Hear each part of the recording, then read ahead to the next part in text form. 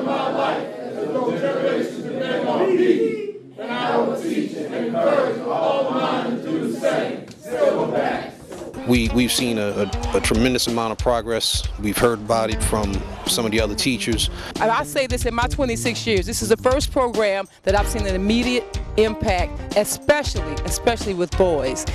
We take a different approach. We don't try to be military and try to have all these strict rules. We understand that, hey, we're going to be respectful, and through that being respectful, we earn their respect, and we're able to cultivate a great relationship.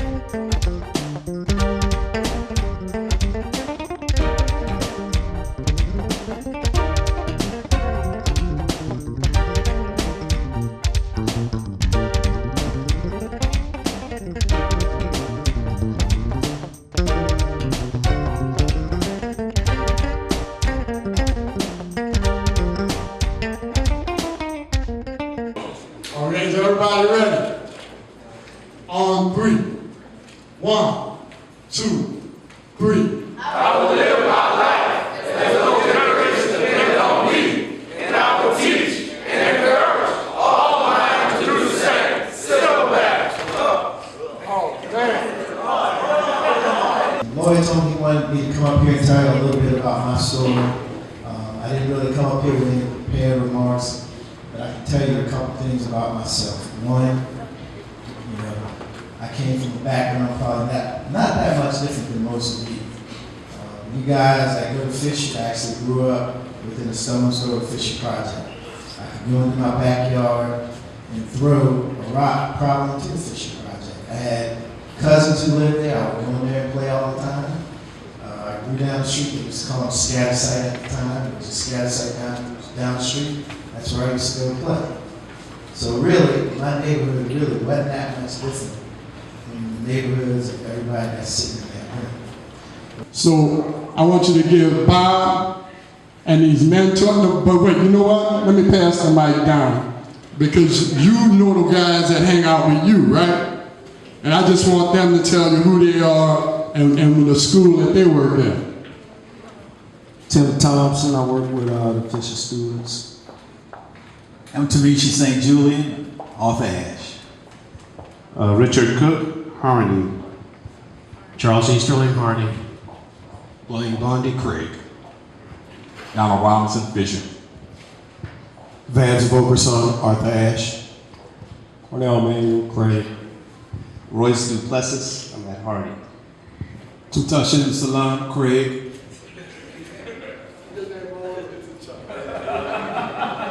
James Moffitt, Harney. And there's another guy, he does double duty. Juan Hernandez, Fisher. And Dwan is not only a Fisher, but he is also Dwan is also chairman of the board of Silverback Society Incorporated. So I would like to give all of these folks a round of applause.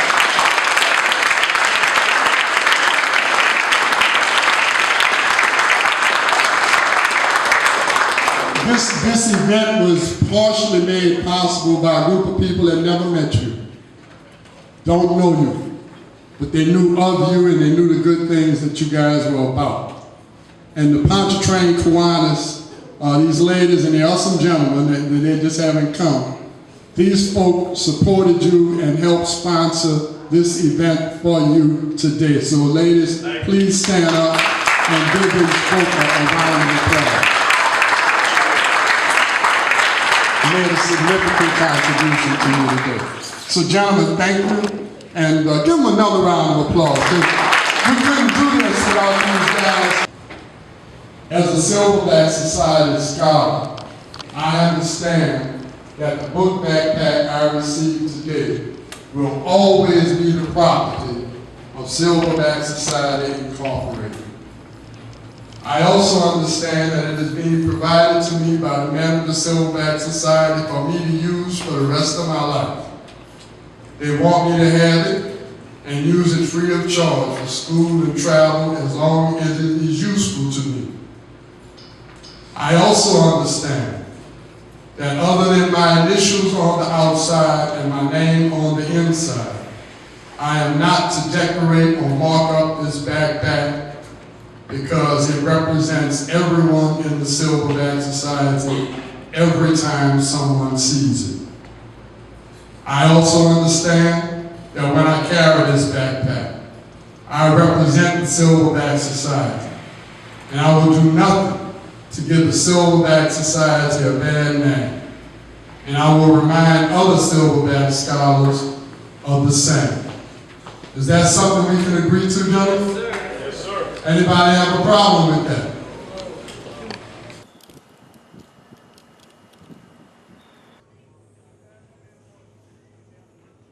Hi everybody, I'm Lloyd Dennis with Silverback Society News, and we're out at the Back to Basics basketball sports education facility.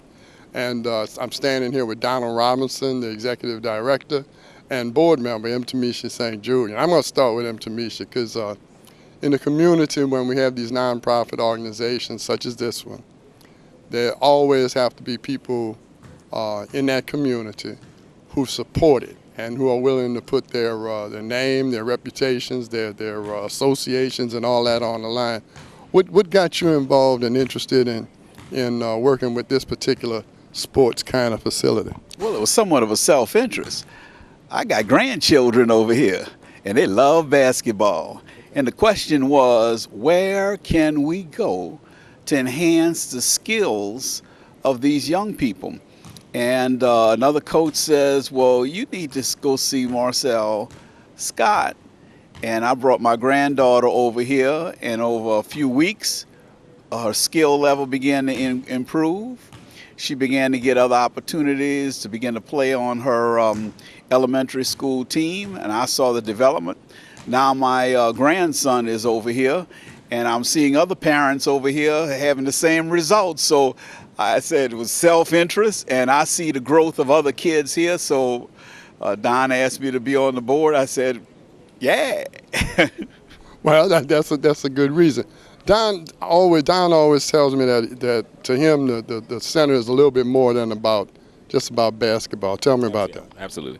Well, here over at Back to Basics, it goes beyond basketball. What we're doing is, we're teaching the kids the fundamentals of the game, but it's also a safe haven. When kids get out of school, they come here. One of the reasons we're doing this education center is to provide these kids with an opportunity to come in, work on their books, do their education, and then hit the court with the recreation, because these are student athletes. You can't play basketball if you're not doing well in the classroom. Well, you introduced me to a few young men that walked in as we was getting ready to set up, yes. And all of them are college bound. Absolutely. We have Jordan Cornish, who's the class of 2014. He's a junior at Brother Martin. He just verbally committed to University of Tennessee for 2014. Jabbar Singleton is a senior getting ready to graduate from Brother Martin. He's going to play basketball over at Oral Roberts University. And I also introduced you to Charles Camouche, who's a senior LSU, the starting point guard. This is terrific. As you can see, it's a really beautiful facility. Looks like state-of-the-art equipment. So what age groups do come out here? What age groups do you teach these skills to? We start as small as 6 years old. We have our beginners group, which is our kids 6 through 9. We have our intermediate players, which is 10 through 14. We also have our advanced players, which is our high school students. Then we have professionals that come through and train as well. Harmonious players. That's right. I remember my grandchild was over here, and who's over here working out to prepare for the season? But Lance Thomas of the then Hornets, now the Pelicans. So this is a place where young people kind of it's a safe, like you said, it's a safe space. It's a beautiful facility.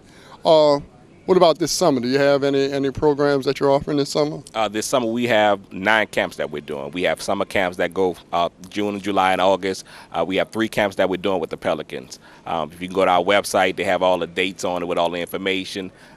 Just visit our website, come by the facility. We have ample information that's out here. But this summer is going to be lots of activity and fun for basketball over here at Back to Basics Basketball Academy.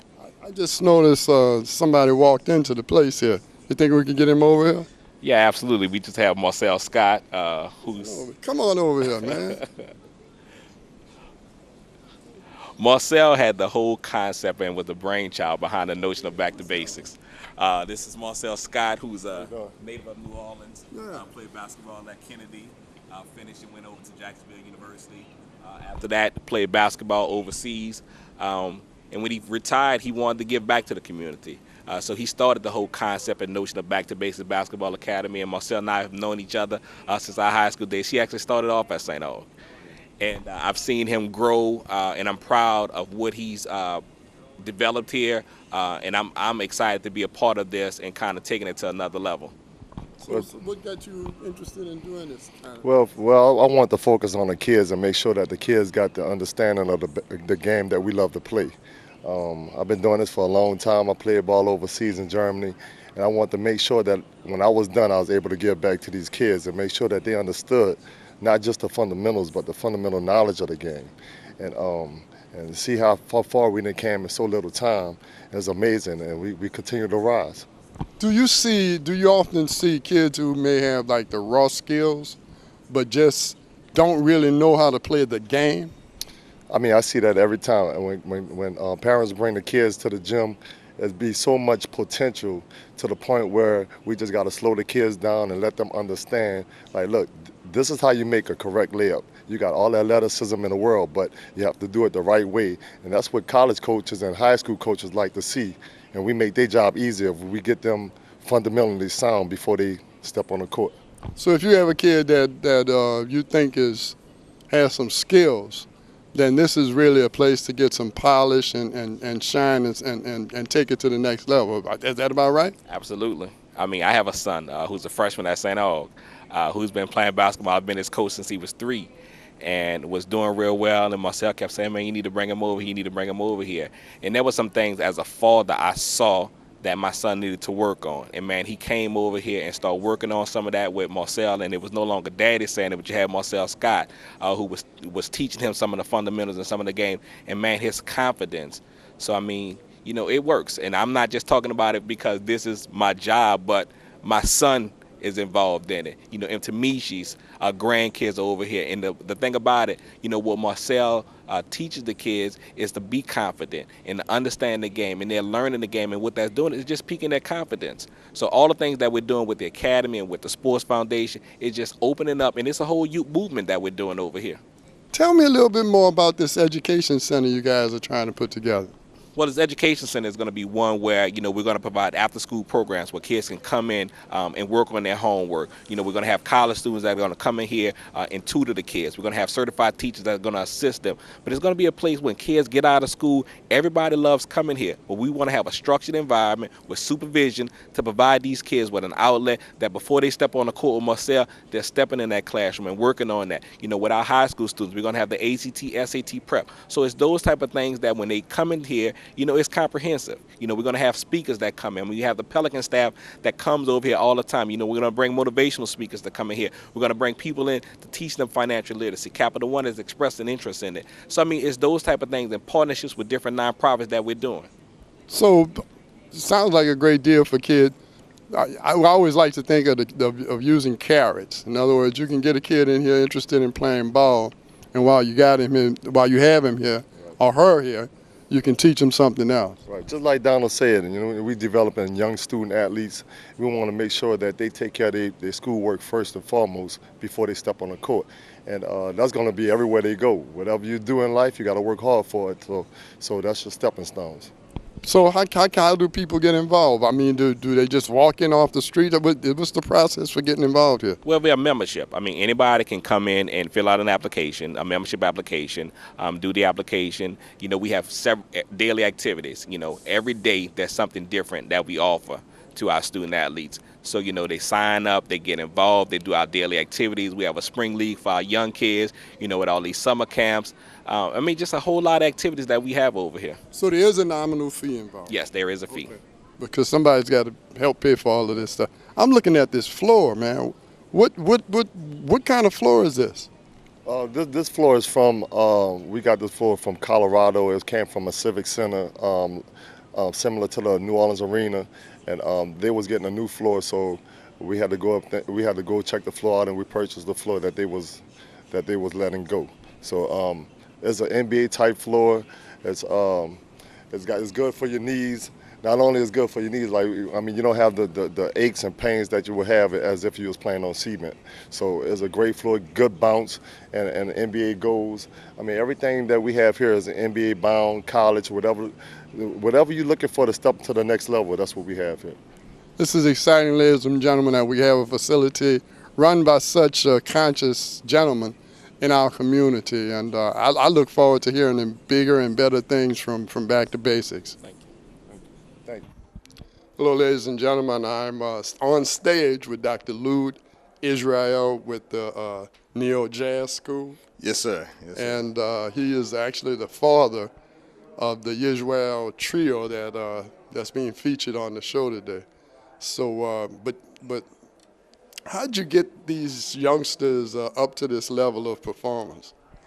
Well, I basically created an environment for music while they were still in the womb. While they were in the stomach, I played certain jazz music. I sang to them. I'm not a singer, but I sang to them, and I played different vocalists. And then after they got about 2 or 3 years old, I began to put instruments in their hands, whatever instrument that I thought they would play. Of course, they would always put down the instrument I wanted them to play and pick up a different instrument that they wanted to play. Right.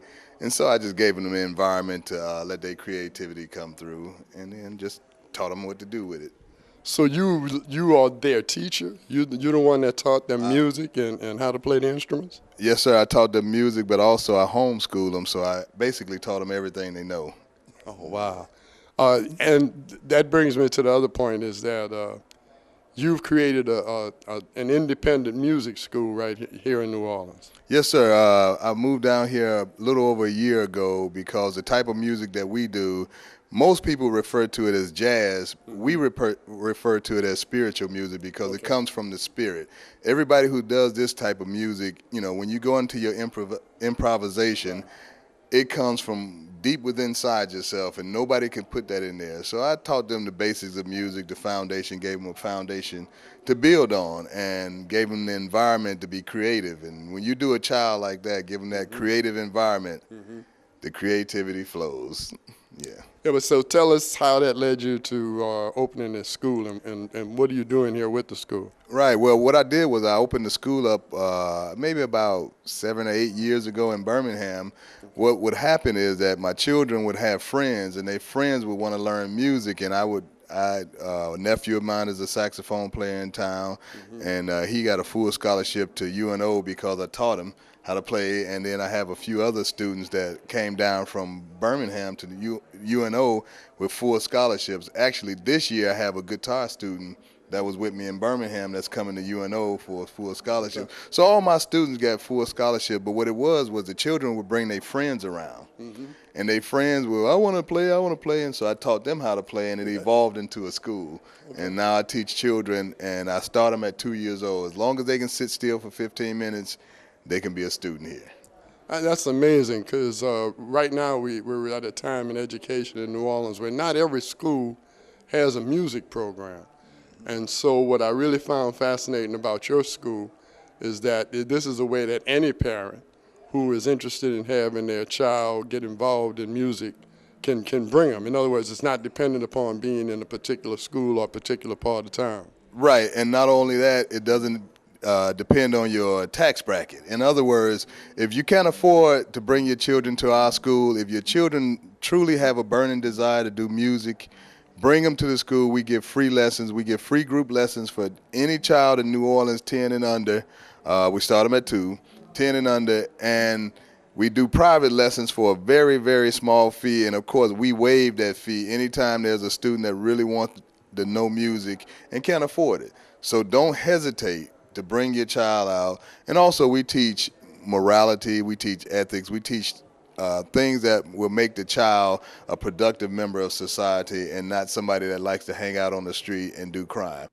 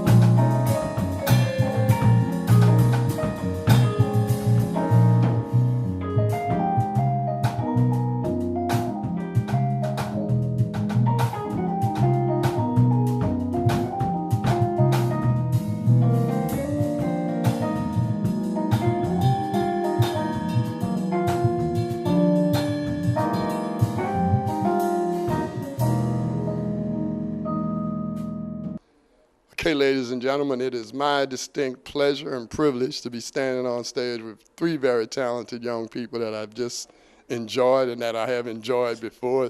They kind of know who I am these days because I've seen them so many times. So I'm just going to go from one of them and let them introduce themselves and tell me. And let us know how long you've been playing music and why and how you got started. Well, I've been playing music for around 8 to 9 years. I'm 16. My name is Yisrael, and my father was always a musician, so he influenced me and my siblings for us to go and lead a life in music and express ourselves artistically. I'm Yehoshua Yisrael. I'm 17 years old. I've been playing bass for a little over 3 years now. Yeah, your dad said you took it from him. Yeah, he was playing with my brothers for a while, and then I decided to play. It just looked like fun, so I decided to try it. And you're the oldest in the crew, right? Yes, sir. My name is Yisrael Yisrael. I'm 21, and pretty much my father, his main instrument is saxophone. His second instrument is piano. His third is bass, and thus everybody, all of his children ended up playing all the instruments he does. Well, how'd you get to start playing drums? Oh, well, yeah, that happened by default. Our drummer would never show up, so I ended up playing all the time, and I just taught myself. And you play this very, very well. So tell me something about this school, that Neo Jazz School that your dad's starting and you guys are involved with. Yeah, well, he founded it back when I was first starting music. Around that time, it was started out of a band that was a collective of me and my friends from school. And this band eventually grew larger, and we decided to incorporate it and become a school. And that's how it worked. Yeah. Were you going to teach? Yes, I'm going to be a beginner bass teacher. All right. And what about you? Yeah, I'm going to be a piano teacher, a beginner guitar, and music theory teacher. Now, I didn't know you played guitar, too. I don't. I just play beginner guitar. All right. So, ladies and gentlemen, the Yisrael Trio, if you ever have an opportunity, it's a distinct treat. You will not be disappointed, and I know I never have. And so, welcome to the city, and Thank you. I tell you what, in a city that prides itself on accomplished musicians, you fit right in. Well, thank you so much. Thanks for having me. Every person I know that's achieved any significance or success in life can remember the day when they looked up and saw somebody who inspired them. Everybody. You might be that person in the lives of one of the young men in this city. If you have from 1 to no more than 20 hours a year that you are willing to invest in this community, we will make sure that 1 hour or 20 hours or anywhere in between has impact. We've developed a way of working with kids and working with their education institutions that supports them and their becoming young men. But we need you. We need examples. We need examples of overcomers. African American men who have overcome whatever they had to overcome to do what they had to do to be men for the women and children in their lives. So if you are happy with your success in life, if as a man you are proud of what you've achieved and what you are achieving, please consider investing 1 to 20 hours a year. It's easy. We have a plan. You can check out our website, silverbacksociety.com. We've been doing it for 6 years now, and we know it has impact. So please, join the team. Get on board. And I'll tell you one other thing. You will enjoy this.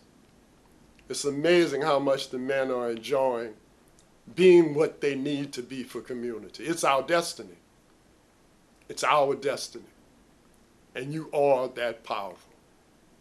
So please, look down deep inside and make that decision. that we're not going to stand by and let things continue as they are, when all it takes is for grown men to show up and teach little boys how to be like them.